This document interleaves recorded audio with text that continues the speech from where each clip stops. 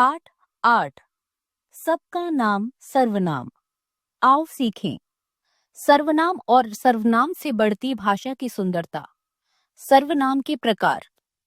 सीलमपुर के राजा सेन को घोड़े पर बैठकर दूर दूर तक घूमने का शौक था। एक दिन राजसेन ने मंत्रियों के साथ जंगल में घूमने की योजना बनाई। पूरा दिन घूमते घूमते राजसेन और मंत्रियों को जंगल में ही शाम हो गई। जंगल में एक नदी के पास राजसेन को एक साफ सुथरी जगह दिखाई दी। राजसेन ने राजसेन के मंत्रियों से कहा, यह स्थान ठहरने के लिए ठीक रहेगा। आज रात राजसेन और राजसेन के मंत्री यही विश्राम करेंगे। बच्चों, आपने अभी कहानी के एक अंश को पढ़ा। आपको कहानी का ये अंश पढ़ने में कुछ अटपटा अवश्य लगा होगा। अब इस कहानी में कुछ बदलाव करते हैं और कहानी दोबारा पढ़ते हैं। सीलमपुर के राजा राजसेन को घोड़े पर बैठकर दूर दूर तक घूमने का शौक था। एक दिन उन्होंने अपने मंत्रियों के साथ जंगल में घूमने की योजना बनाई। पूरा दिन घूमते घूमते उन्हें जंगल में शाम हो गई। जंगल में एक नदी के पास उन्हें एक साफ सुथरी जगह दिखाई दी। उन्होंने अपने मंत्रियों से कहा, यह स्थान ठहरने के लिए ठीक रहेगा।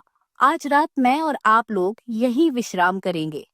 आपने देखा कि कहानी के पहले अंश में राजसेन शब्द को बार बार दोहराया गया है, जो पढ़ने में अटपटे लग रहे हैं। कहानी के दूसरे अंश में राजसेन शब्द के स्थान पर उन्होंने, उन्हें, अपने, मैं, आप आदि शब्दों का प्रयोग किया है। इनके प्रयोग से कहानी का ये अंश अब पढ़ने में सुंदर तथा रोचक हो गया है। संज्ञा की जगह लेने वाले ये सभी शब्द सब नामों के नाम हैं। इन्हें सर्वनाम कहते हैं। सर्वनाम का अर्थ है सबका नाम। ये शब्द किसी भी संज्ञा के स्थान पर लग सकते हैं, जैसे मैं, हम, तुम, आप, वह, वे, मेरा, तुम्हारा, उसका, कौन, कुछ, अपने आप आदि। इस प्रकार संज्ञा के स्थान पर जिन शब्दों को लगाया जाता है उन्हें सर्वनाम कहते हैं। सर्वनाम के भेद। सर्वनाम के निम्नलिखित 6 भेद हैं। पहला, पुरुषवाचक सर्वनाम, जैसे मैं, हम, मेरा, हमारा, तुम, आप, तुमने, आपने, वह, वे, उसे, उन्हें आदि। दूसरा, निश्चयवाचक सर्वनाम, जैसे वह, यह, वे, ये आदि। तीसरा, अनिश्चयवाचक सर्वनाम, जैसे कोई, कुछ, किसी ने आदि। चौथा, प्रश्नवाचक सर्वनाम, जैसे कौन, क्या, किसका आदि। पांचवा, संबंधवाचक सर्वनाम, जैसे जिसकी, उसकी, जो, वह आदि। छठा, निजवाचक सर्वनाम, जैसे अपने आप, स्वयं, खुद आदि।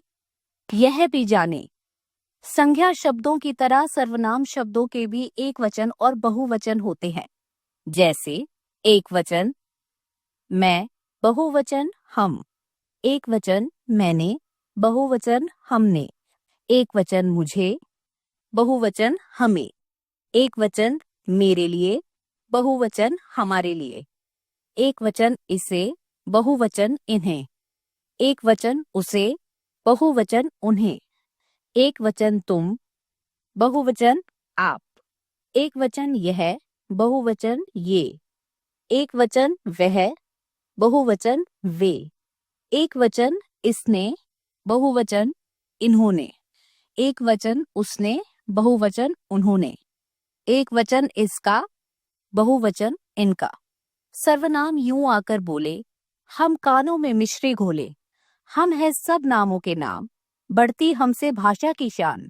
मैं, आप, वह, यह, कुछ, कौन आदि शब्द जब भी आए, संज्ञा की जगह जब ये लगे तो समझो सर्वनाम कहलाए। बच्चों, सर्वनाम शब्दों का संबोधन नहीं होता, अर्थात सर्वनाम शब्दों से किसी को पुकारा नहीं जाता। किसी को पुकारने के लिए हम उसका नाम या उपनाम ही लेते हैं। सर्वनाम शब्दों के स्त्रीलिंग और पुल्लिंग नहीं होते। वाक्य बनाने पर ही उनके लिंग का पता चलता है। आओ दोहराएं। संज्ञा शब्दों के बदले जिन शब्दों को लगाया जाता है उन्हें सर्वनाम कहते हैं। सर्वनाम के 6 भेद हैं। सर्वनाम के वचन बदलते रहते हैं, इनके लिंग नहीं बदलते।